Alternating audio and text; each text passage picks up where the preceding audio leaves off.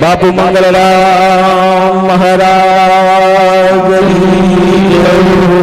પધારેલ હરિગુરુ સંતનો તો ધ્યાન મૂલમ ગુરુમો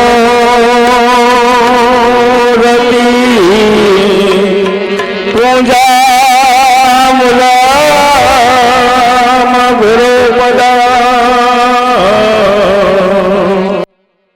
મૂલમ ગુરુવાર મોક્ષ મૂલમ સદગુરુ કૃપા તો સદગુરુની કરુણા વિના સપને મળે ના સત્સંગ કૃપા હોય ગુરુદેવની તો ભક્તિમય આવેલો પણ કરુણા થાય ગુરુદેવની હો તો ભક્તિમય આવેલો સદગુરુ મહારાજ પધારેલા હરિગુરુ સંતનો આજનો પાવન કરીને પુનિત પ્રસંગ બોટાદ ગામની ધર્મધરા પ્રભુ ભક્ત કિશનરામ તથા તેમના સમગ્ર પરિવારની એક ઉમદા ભાવનાથી આજનો આ કાર્યક્રમ બાપુ શ્રી લવજીરામ મહારાજના સાનિધ્યની અંદર મંચસ્વ મહાપુરુષો અમદાવાદથી પધારેલ અશ્વિનરામ બાપુ, બીજા આચાર્ય મહાપુરુષો સાથે જેમને સાંભળવો એક જીવનનો અણમોલ લાવો છે એવા યુટ્યુબ ચેનલની અંદર આપણે બધાએ સાંભળ્યા છે, પણ આજે જેમને સાંભળવા માટે આપણે બધા પધાર્યા છીએ એવા અમારા તારણહાર બાપુ શ્રી મંગળરામ મહારાજ તથા સર્વ મહાનુભાવો, આજનો કાર્યક્રમ એ ખરેખર આપણા માટે અણમોલ એક અવસર છે. જીવનની અંદર મહાપુરુષોનું કહેવું એવું છે કે સાહેબ નાણું મળે છે પણ આવું ટાણું મળવું એ મુશ્કેલ છે.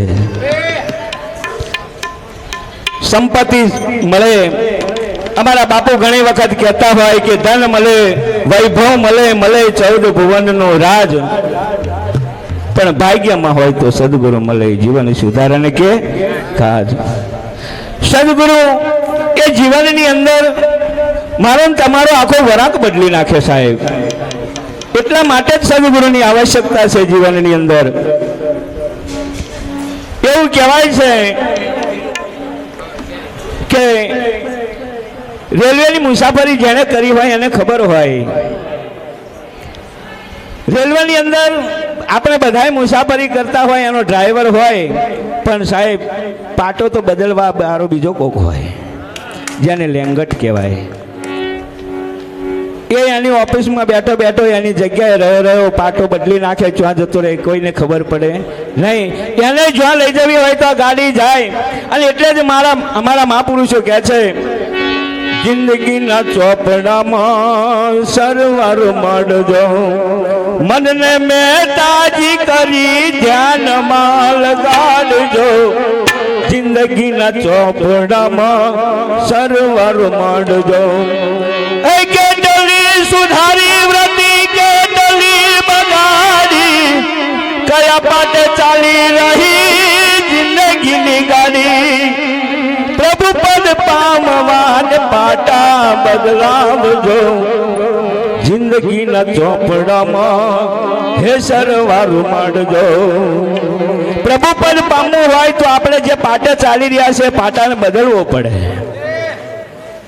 આપણે જે જોઈએ છીએ ને એ સદગુરુ મહારાજ કે તું સાચું નહીં જોતો, જોવાની દ્રષ્ટિને બદલવી પડે. હજુ આપણે જોવાની દ્રષ્ટિ જ બદલાતી નહીં. પહેલામાં પહેલી સદગુરુ મળ્યા છતાંય જો દ્રષ્ટિ ના સુધરે. જીવનની અંદર સદગુરુ મળ્યાનું પ્રમાણ બે જ છે. એક તો તમારું જ્ઞાન બદલાય ને બીજું તમારું વેણ બદલાય, તો સમજી લેવું કે સદગુરુ મળ્યા છે. એવું ને એવું રહે ને તો સમજી લેવું કે આપણને સદગુરુ નહીં કોઈક બીજું મળી ગયું છે. સદગુરુએ જે દ્રષ્ટિ બતાવી છે, જે શાન બતાવી છે, એ શાન જો આપણે નજરની અંદર આવી જાય, આંખ મારી ઉઘડે ત્યાં સીતારામ દેખું ધન્ય મારું જીવન કૃપાએ લેખું. મહાપુરુષો કહે છે કે સદગુરુ હે સાચા મળ્યા તે જાણજો રે. હરિએ શીશ તો ભાળે બધે ભગવાન, શીશ તો ભાળે બધે ભગવાન. સદગુરુ હે સાચા મળ્યા તે હે જાણજો રે. સદગુરુ મળ્યા એનું પ્રમાણ છે. જીવનની અંદર બધાય પથ્થરને ભાવના હોય કે અમે મંદિરની અંદર જઈ અને પૂંજાઈએ, અમારી કોઈક પૂજા કરે, આવી ભાવના દરેક પથ્થરની અંદર હોય રમણ કાકા. પણ એને કોઈ એવો ઘડનારો ના મળે, એવો કોઈ શિલ્પી ના મળે ને સાહેબ, તો આખરે પગથિયાના પથ્થર બને, એથી વિશેષ કશું ના બને. એ તો કોઈક ઘડનારો જોઈએ. અને આજે આ મેન તમે જે બેઠા છીએ, આપણી જે મોજ છે ને, આપણને કોઈક ઘડનારો મળ્યો છે સાહેબ. અને ઘડનારો મળ્યો છે ને એની આ મોજ છે. બાકી બોટાદ ગામની અંદર આટલી જ વસ્તી છે એવું થોડું છે. પણ એવું નથી, કારણ કે જેને જેને જેવા ઘડ્યા છે, જેવા મળ્યા છે, એવો એને રંગ લાગ્યો છે. અહીંયા તો આ મનુષ્યનું શરીર એવું છે, એવું કહેવાય કે માટીના પિંડ જેવું છે. ચાકડા ઉપર પિંડ મૂક્યો હોય અને પ્રજાપતિ અને ધારે ને એવો ઘાટ ઘડી નાખે સાહેબ. એમ આ મનુષ્યનું શરીર પણ એવું છે.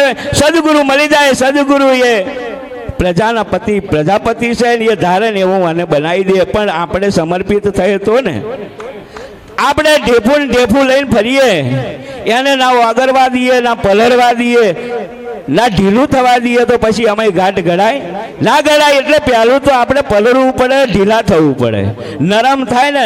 અને ઘાટ તો નરમ હોય એનો જ થાય.